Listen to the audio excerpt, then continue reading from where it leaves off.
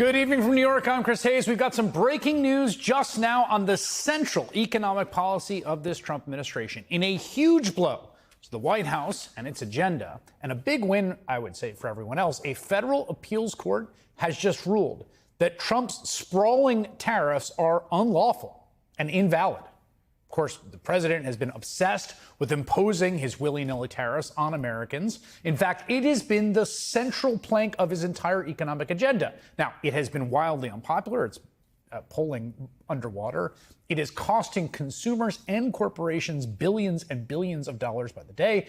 It's stopping the Fed from cutting interest rates by driving inflation. It has, on the whole, been really bad economic policy. And most of the discussion of these tariffs have been focused on that. But there's also something about these tariffs, which is that from the jump, they've been pretty clearly illegal. I mean, think about it for a second. Can the president just by himself create tariffs that raise hundreds of billions of dollars with zero congressional input? These tariffs are a violation of the law that they purport to use as the justification, and a violation of the spirit of the Constitution of a country which was quite literally founded on the belief the executive cannot unilaterally just impose a tax without representation, specifically tariffs.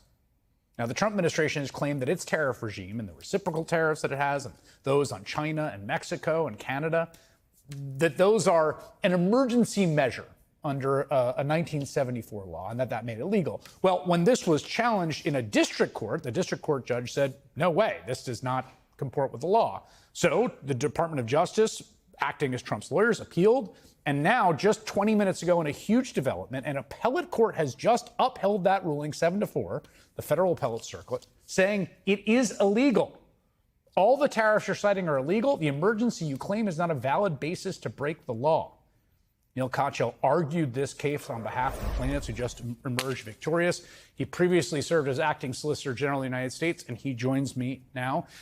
Neil, frame the argument that you made and what the court said about those arguments. Yeah, so I want to begin, Chris, by saying, like you started by saying it's a blow to the President Trump. The way I really think of it is it's a win for the Constitution, and it's always, a very serious, sober thing when you challenge presidential action, and something you have to do really carefully. But when we looked at this, and I'm privileged to represent a number of small businesses, we looked at it and said, look, this just is way beyond the constitutional pale. And that's what the 7 judges today said on our nation's second highest court. They looked at it and said, the president under our Constitution is given no power to impose tariffs. Our founders expressly gave that to the Congress in Article 1, Section 8. And President Trump himself recognized that last time when he was president. He went and asked Congress for the authority to tariff, and they said no. So President Trump this time around just did it on his own. And what we said is you can't do that under the laws and Constitution of the United States. And that's what I'm glad to see the court reaffirm today. Yeah, I thought this is an interesting phrasing. This is the federal circuit, which is an interesting and unique appellate circuit that deals with certain jurisdictions, including international trade. They talk about the 5 executive orders that impose tariffs of, and they say, unlimited duration on nearly all goods from nearly every country in the world. Which I thought was, when you put it like that, you think to yourself, yeah, that does seem like a pretty broad claim of executive authority. Yeah, as broad as it could get. And I think this is one thing that the judges were concerned about, and certainly we've been thinking about, which is the Trump administration is saying they want to bring this case to the Supreme Court. And this U.S. Supreme Court for many years has been saying, in particular with respect to a lot of different President Biden's initiatives, these questions are too major for the president alone to decide. They have to be done by the Congress. And here you got something as major as it gets. The Nonpartisan Tax Foundation says that these tariffs are the largest tax increase on Americans since Bill Clinton in 1993. And yet Congress had nothing to do with them. It's just President Trump and the stroke of his pen. And that just can't be the right way to run a constitutional system. It's been interesting to cover this as we have, because so much is focused on the concrete effects. I mean, right now, if you're buying coffee, for instance, you notice that coffee's gotten very expensive.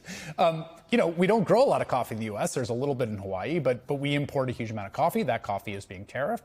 So there's all sorts of effects, but the discourse didn't really talk about the legal foundation. The argument that they're making is that there's a 1974 act that allows them to declare an emergency under which they can impose these tariffs. But what's interesting about that act is it doesn't use the word tariff at all. It's entirely about sanctions on essentially countries that we have some geopolitical adversarial relationship with, right?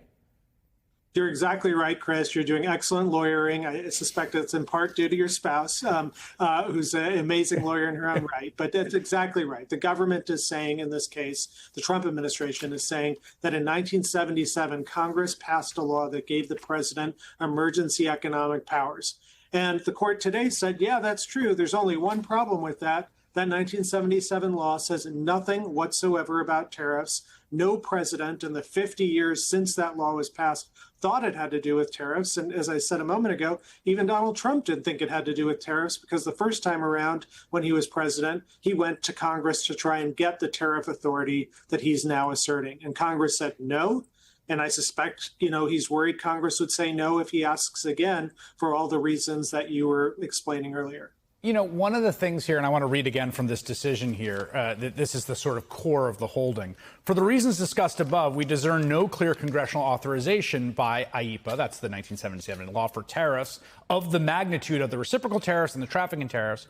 Reading the phrase regulate importation, which is the statutory language they're citing, to include imposing these tariffs is a wafer-thin reed on which to rest such sweeping power.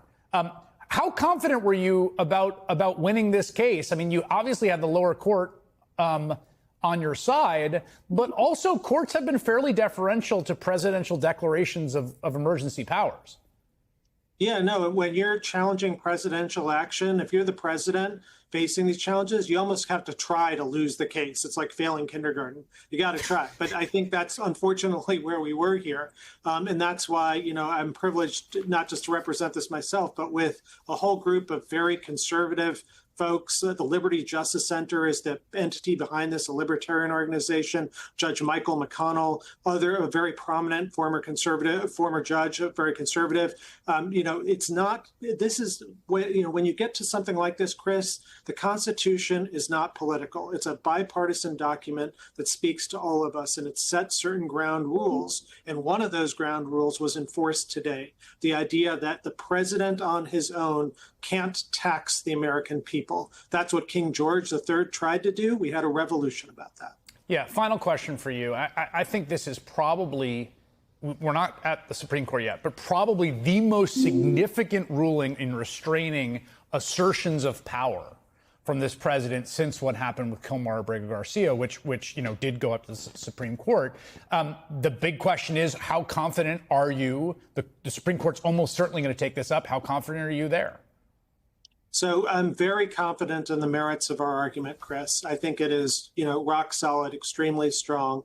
And I know that there's sometimes some in the public who say, well, this is a court that's dominated by Republican appointees and the like, and you can never get a, liberal victory or something. And I have two things to say that. Number one, this isn't a liberal victory. This is a victory for the rule of law that conservatives and liberals should celebrate alike. And number two, the court has shown time and again that it can reach conclusions that are at odds with conservative ideology when the law says so. And, when I argued Moore versus Harper, and we talked about that a couple of years ago, is a good example. So I think let's let, the process play out. Our hope is that the administration doesn't appeal this, that they go to Congress and ask for the authority that the court says. That's what the Constitution says they should be doing. But if they do decide to appeal it, we will be ready at the U.S. Supreme Court for them.